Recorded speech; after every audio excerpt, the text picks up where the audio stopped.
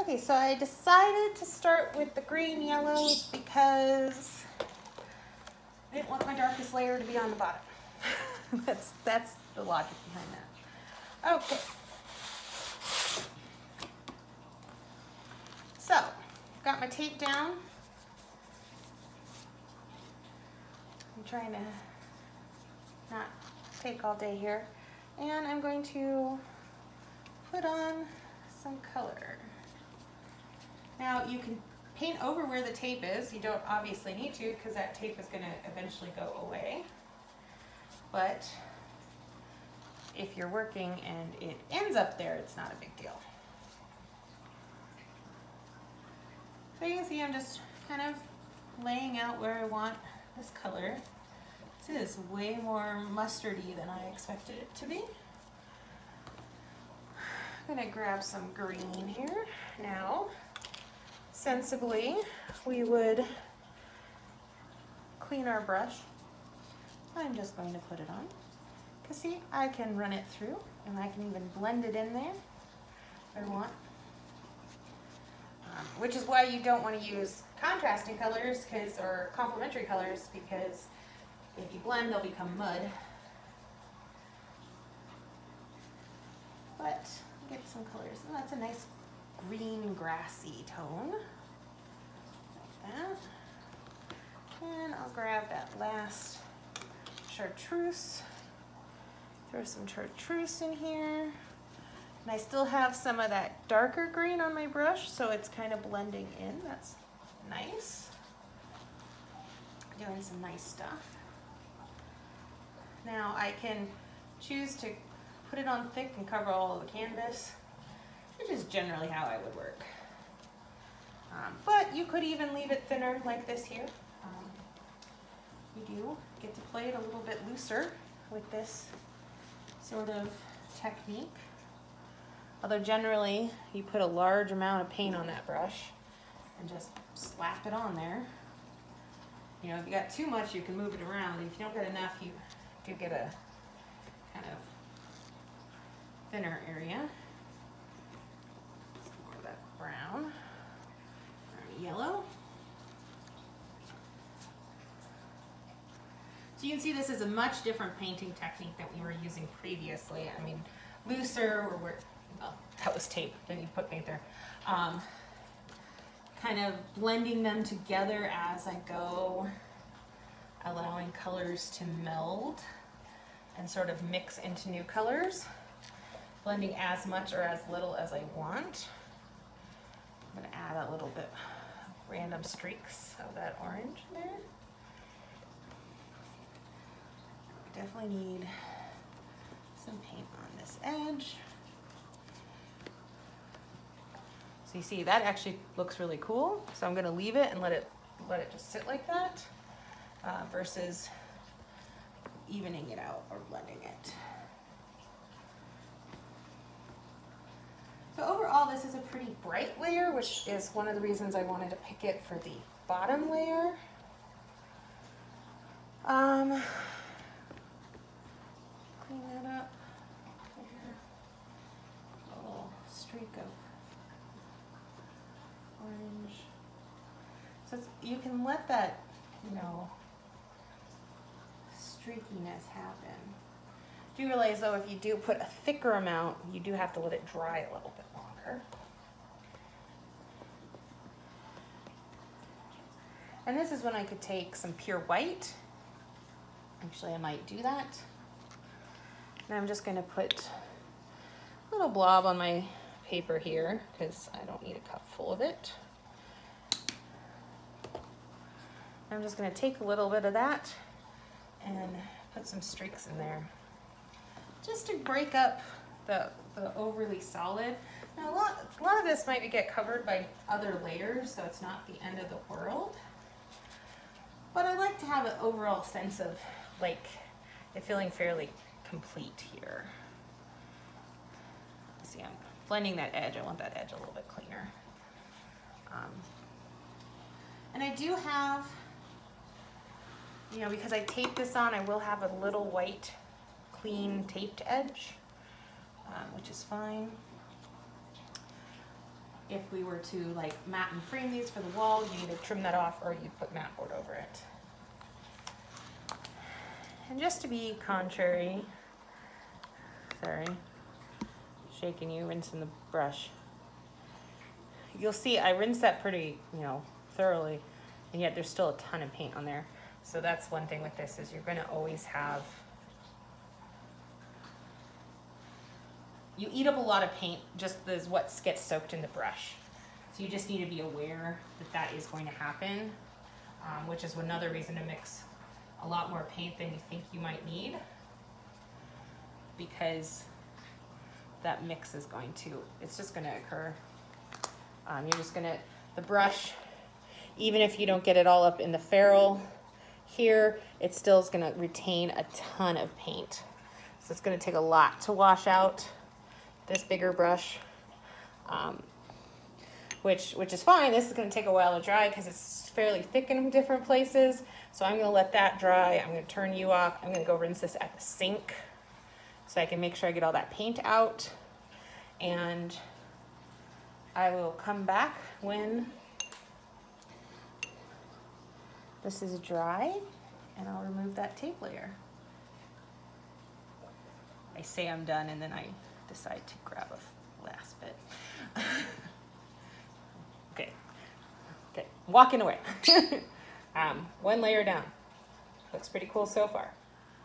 So best practice is to wait until the paint is completely dry to peel up the tape, just because you will get less messy. But it's truly just probably a mess factor more so than anything else. One thing you want to try to remember is to get all of the tape. Now, if you're doing the continuous tape method, obviously that's different, because you would then just apply tape to the next once it's dry. Probably another reason I haven't done that one is because it takes longer. I am in a hurry, so I'm going to get this peeled. Also, because this white tape doesn't handle the paint super well, so it buckles. I'm just getting it up. Of course, the longer the tape is on the board, the more chance it's going to tear the surface when it comes up too. So this tore a little bit right here. So I'm gonna wanna make sure I get paint on that to cover up. I don't want in my final print to have rough surface. So I'll just make sure that I paint that on the next layer. Yeah, this white tape is really, really not great. Fingernails help for this. If not, a toothpick or one of the little tiny stir sticks can help pick those little edges up. But as you can see, one more piece. This is now what it looks like.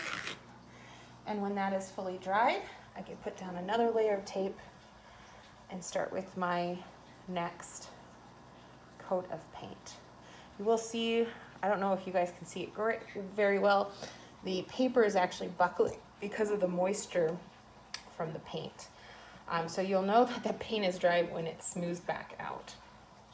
So I'm gonna leave that alone, give it some time, hope the cats don't walk over it, and let it dry. All right, so I let this dry overnight. Even after a couple hours, I have some really thick areas. They just weren't dry, so I wanted to wait. Really like what happened on this layer, so I'm actually gonna pull out that big tape again and really save some of that. Now, if you wanna be super exact, you can cut your tape instead of rip it. But, you know, why be exact? This is art. This is very possibly the most random of our art projects. I'm gonna just save a nice strip across the middle there. Maybe another one down here. So like what was happening. But then I'll pull out some other tape. Now that 3/4 I have ripped the paper pretty badly. So I'm going to pull out the black tape, hoping it won't do it as much. And we'll put some other lines in.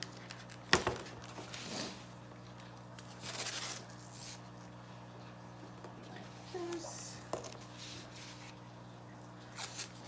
Here. Across there.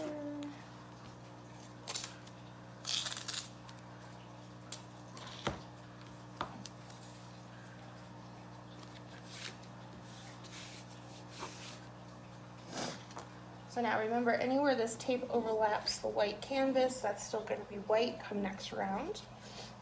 However, again, doesn't mean you're going to leave it that way as you finish working.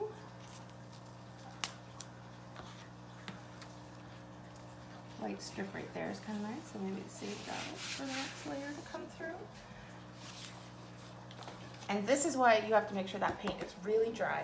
So, you know, I may not even get, I might get another layer done this afternoon. It's first thing in the morning. But I could also, you know, not even get another one done today. That's another reason to have this sort of mounted to something, so you could theoretically still use your dining room table if you can, you know, take it off. I think one more going this way. Again, you can be very planned about this. You can also kind of wing it. I want that to cross. Now obviously all of this is just going to be white because I put that big tape there. Now this layer is going to be the blues for me. So again, I've got like an ocean blue, kind of a muddy gray blue. That's a better color shot because I added both black and white to that, so I muted it out. And then a really dark. Now they might look a little different once we get them on here. So I'm going to start with some of this dark.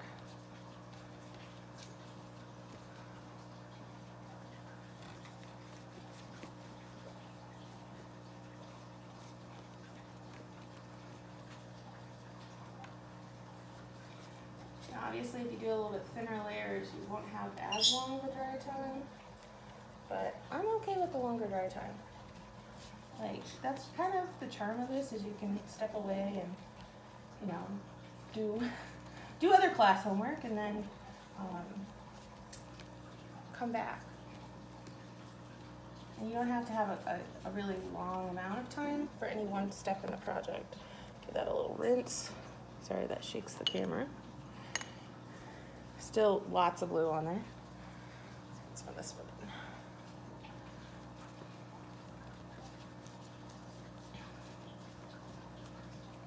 That's quite nice. I'm still really liking that green combo that we had. It felt like kind of spring-like. Or that could just be wishful thinking since I'm stuck at home and I don't have a yard.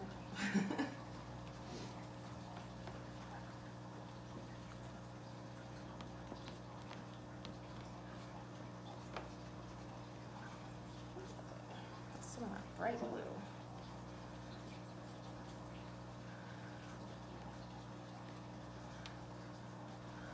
See, those are mixing nice. That's why you kind of want to work these steps, the layering steps, pretty quickly so that you can streak the paints through each other and sort of blend on the fly.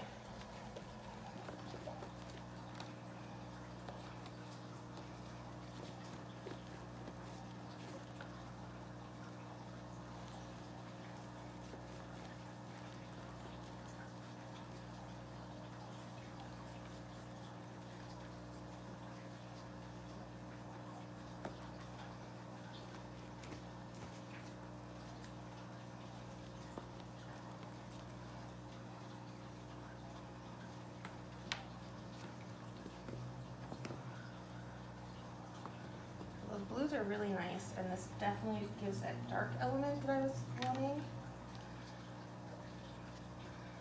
But we are going to need to pop in some highlight here. Rinse that as well as I can in the cup. Get off some of that other paint. Let's throw in some of our shimmer white in here.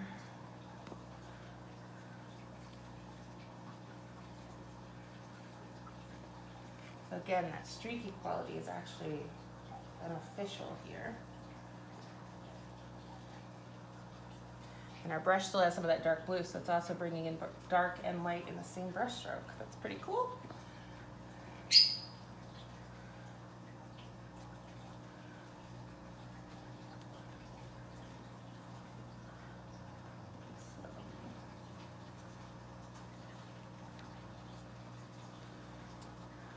Now the drawback to doing this class fully on, or this assignment online, is normally I'm helping you guys and giving you tips as you go. You know, drawing your attention to a space that maybe needs a little bit more of any one color, which unfortunately I really can't do when we're digitalized. Although you can show progress photos, and I can do as much as possible. So I'm happy with that layer. You can see my bright blue, I used quite a bit of it, even though it wasn't even the main color up there. So that's why I said you may have to remix. But again, it's not super important that in the next one the light blue could be a slight shade different. So you see these areas that I didn't paint over, that's because that's tape right there, and so there's no real reason, because that was such a big piece of tape, that it needed to have the paint on there. I'm going to be real messy because I'm going to feel the paint right here, or the tape. Ideally, if you can remember what tape you put on last, that's always the best way to do it, is take the top pieces off first, just so you're less likely to lose ones in the draw. This one was the last piece to put on.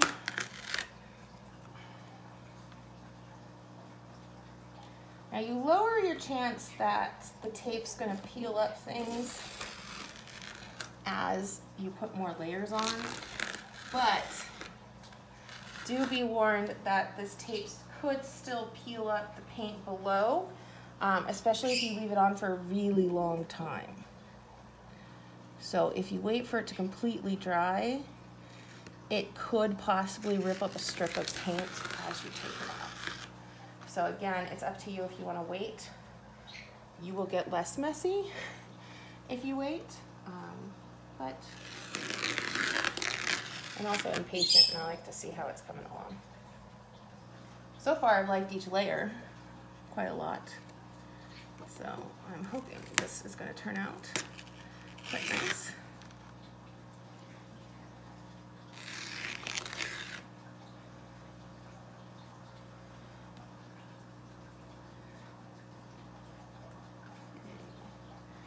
I think we're down to the big strips. Find where that started.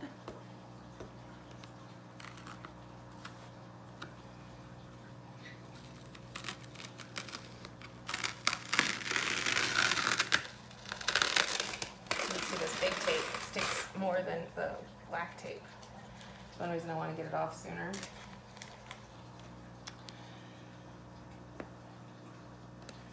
It's more likely to cause problems. I'm going to need to make sure I get some tape or some coverage there soon. Is that it? Oh, one thing I can always do is find where I've put tape later. As you look at it, sometimes it becomes more apparent. I thought I put more on.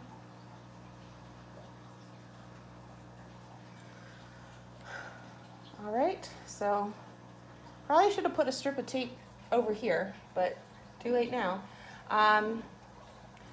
That's another reason why we're going to layer green in there again, just so we can pull it back up, so if we want another layer of it or we need more visibility.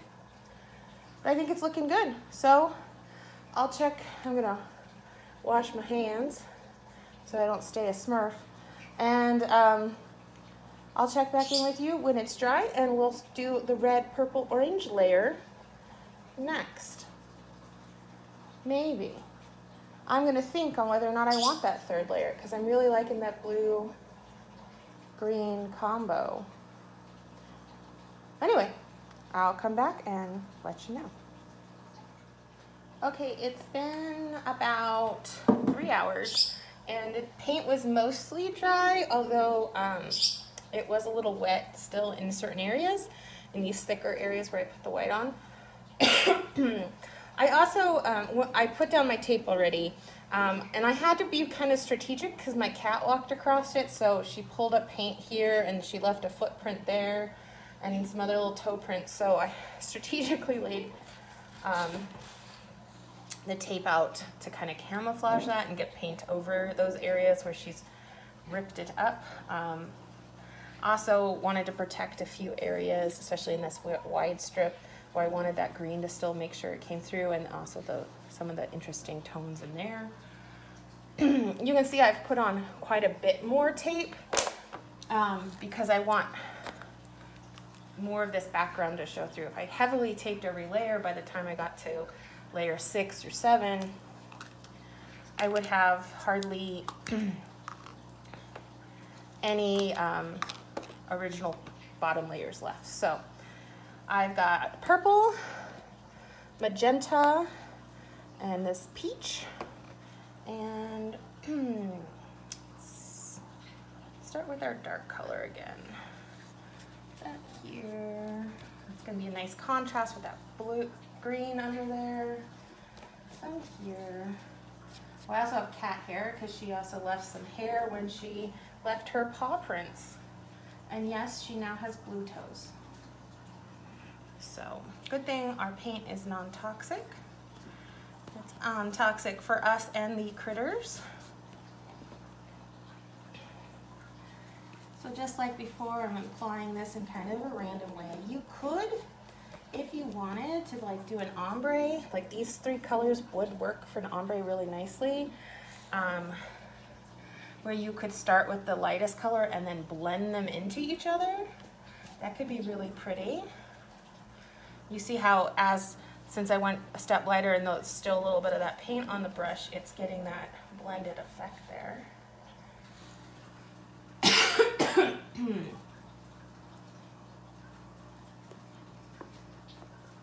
Now this one is a little bit more transparent, so I'm gonna have to put it on a little thick, which means it's gonna take even longer to dry.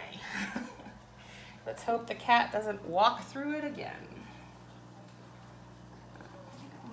Yeah, you walked on my painting.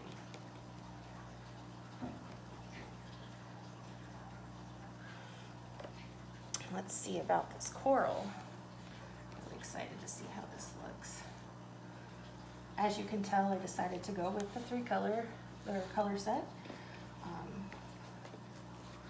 I just really want something vibrant.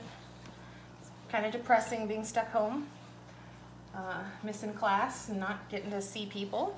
So I want something to cheer me up, and that's bright colors. So one great thing about painting is you can use it as a way to express yourself. And so your colors can be your mood, but you can also use it to kind of cheer yourself up. So let's put the dark there. Now remember this peachy color, that's a combination of the white and then the neons with some magenta thrown in as well.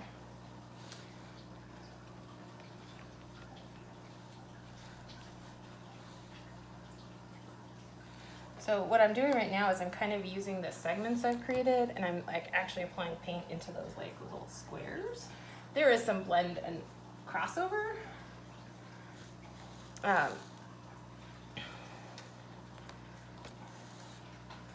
like this area is empty, so I'm putting some color there.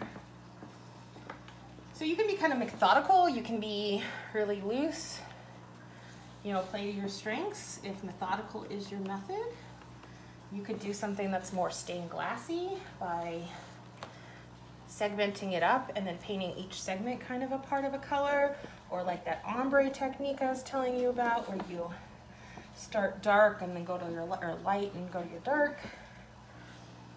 color, I think, at that top corner.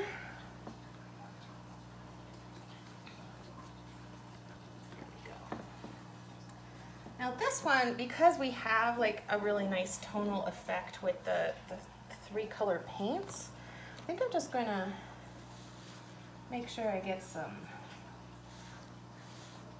fun blending through those. So I'm just gonna run my brush like you're making a swirled cake. So it's kind of blended it and kind of muddled it a little. And I'm gonna let that dry. I think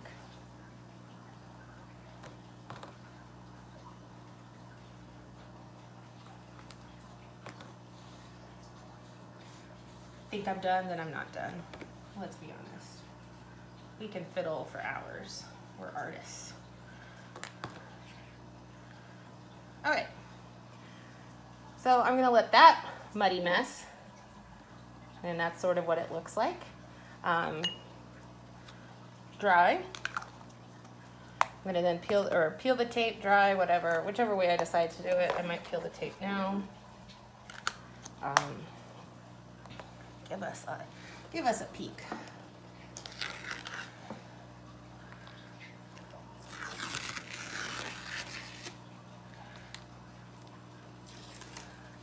Oh no! Ah, bad tape.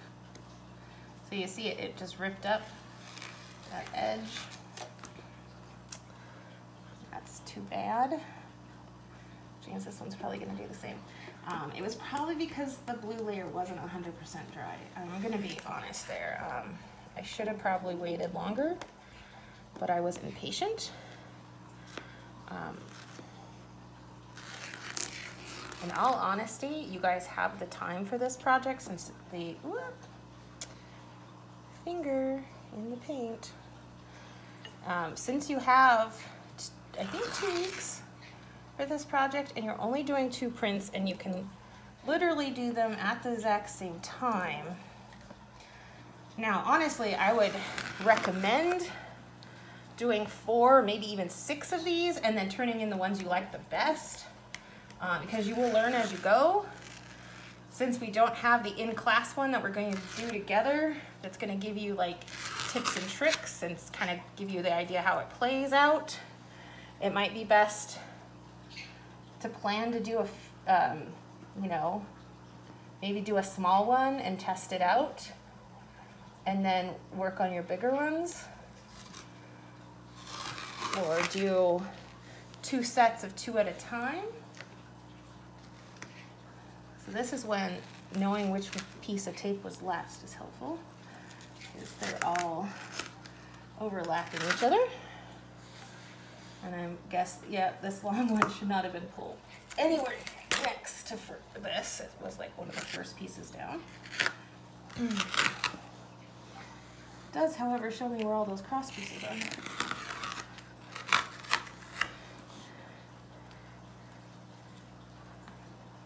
What's kind of cool about this is it really shows you that, like, the colors you put down on each layer are important, but they don't necessarily dominate, because you are going to layer them.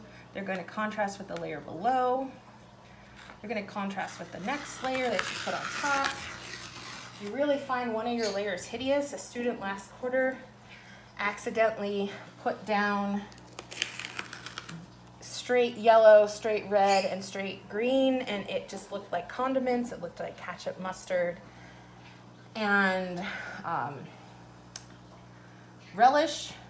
And he was able, because it was like the first layer he put down, he basically hid that. He was able to just kind of paint over all of it and disguise that abomination of a layer. So that is something you are capable of doing with this, which is cool.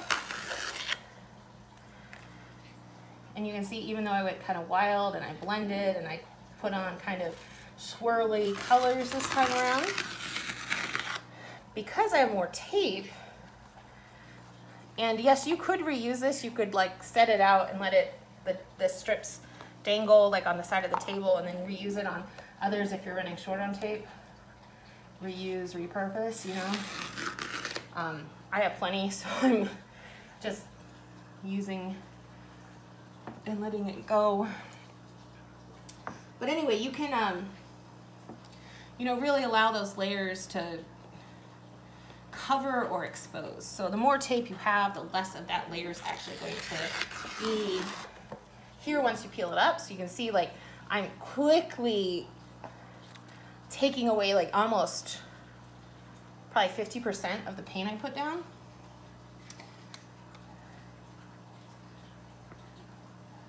And of course, because I put it on so thick, this layer is going to probably take the rest of the day to dry. And I would probably be wisest if I accept that and just leave this alone for the rest of the day. This is also the messy part of the process, because all of this is wet paint. So I'm going to let this dry. I'm thinking it's turning out pretty cool. I'm excited to splash in some more green. So what the next layer is going to do is it's going to bring that green brown or green black orange up. And oh, I got a little tape pull there. So I'm gonna, this is where I was worried that the tape, it wasn't actually 100% dry. And I pulled up some paint when I removed the tape. So again, it's better to leave it longer than shorter. So pace yourself, do a layer a day. If you're only doing 2 colors and you're doing 5 layers, that's a week. If you do a layer a day. So just make sure you plan your time so you have plenty of it, which I think at this point you will. And even if you don't like how the first set comes out, you have another week to get the second set done. So, or maybe you want to do 2 larger diptychs, you know, feel free. There's extra credit available on this assignment as well. You just do an extra print or 2, get some extra credit. So I'm liking how things are coming. I think that green and that it's gonna pop, and then we'll do maybe one more layer of each of them. Really liking how the combo's coming out. All right, see you later, which is a second for you, which is a long time for me.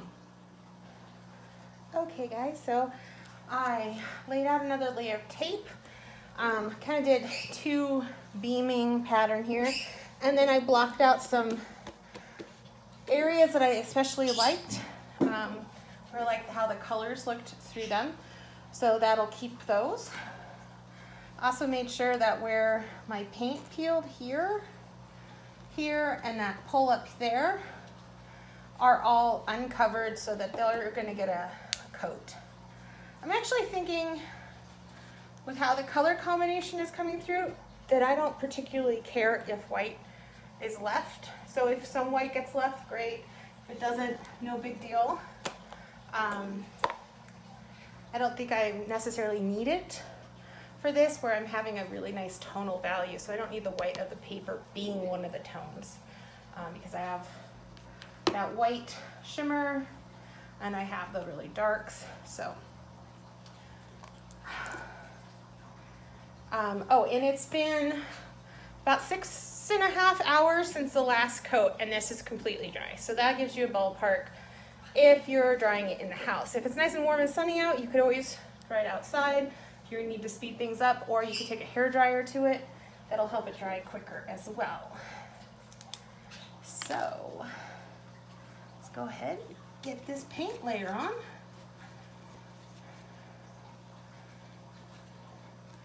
So I realized you guys have been probably watching this for almost an hour, and for me, you know, I'm doing 10 minutes here and 10 minutes there. So I'm gonna try to speed this up so much as possible.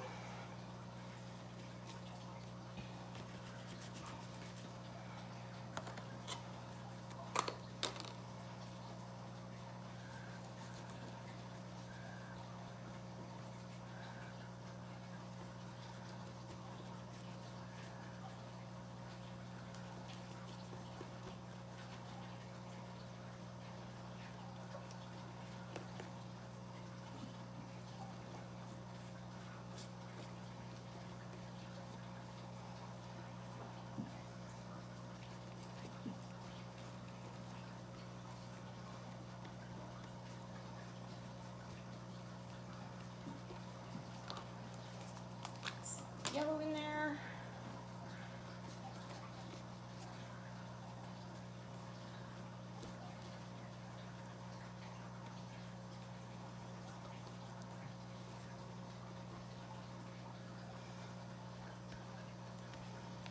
If you do leave a big blob, I don't know how well you can see that, there's a pretty substantial amount of paint right there. You can leave that there. Just realize it's going to take more time to dry. But you can play with some texture in here. It's probably the one time we're going to get some built up texture in the actual pieces. Unless, of course, you decide to really embrace texture for your final project, which you could do.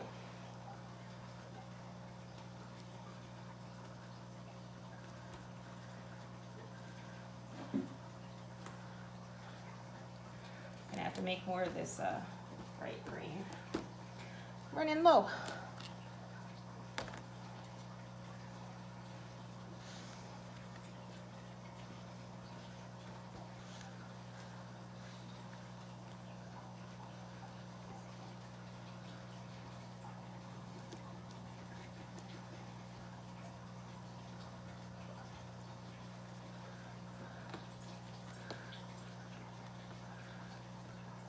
Really see that blue in that green when it's right on that yellow. Really pulls it out.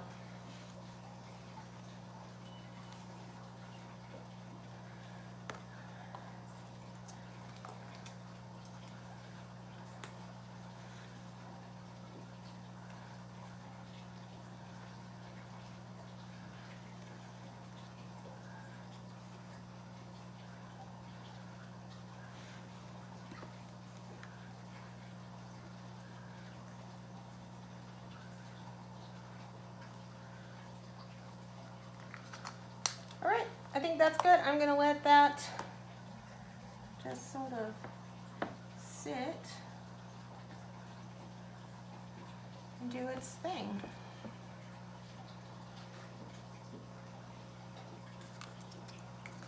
See you back for the next layer.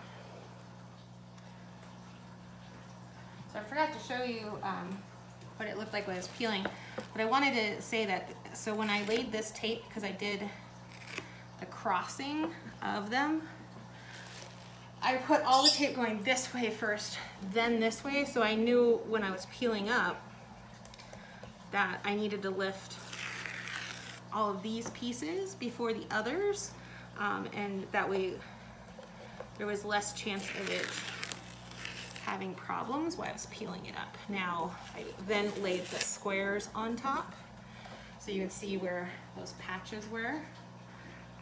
So they're peeling up with that first layer too.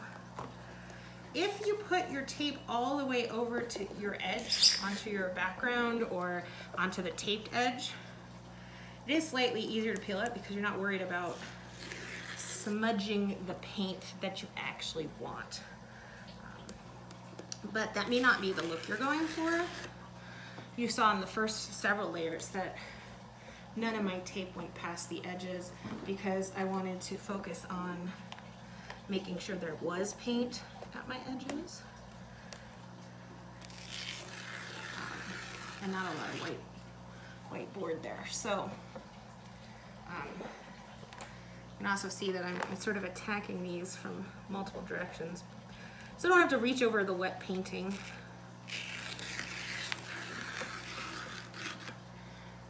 Quite so much, although I'm making a trash pile on the opposite side, so I'm still technically reaching over the wet painting. So, you know, it's a tip, but it only works as good as you implement it.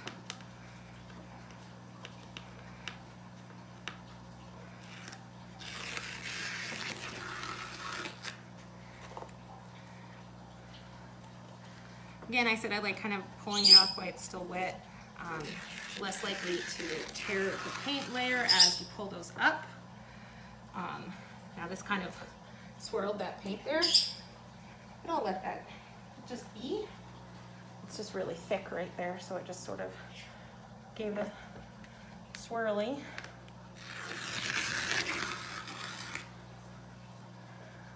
This is the messier way, as I said before, but less likely to tear your freshly painted layer,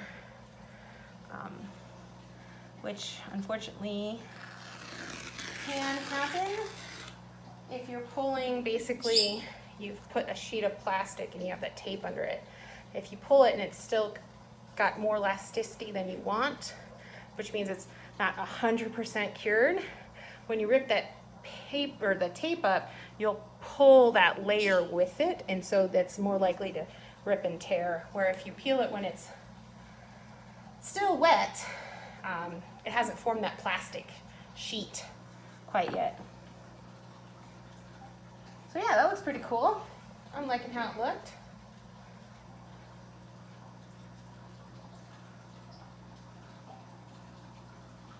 I'm getting really excited about this piece. Okay. Back in a moment.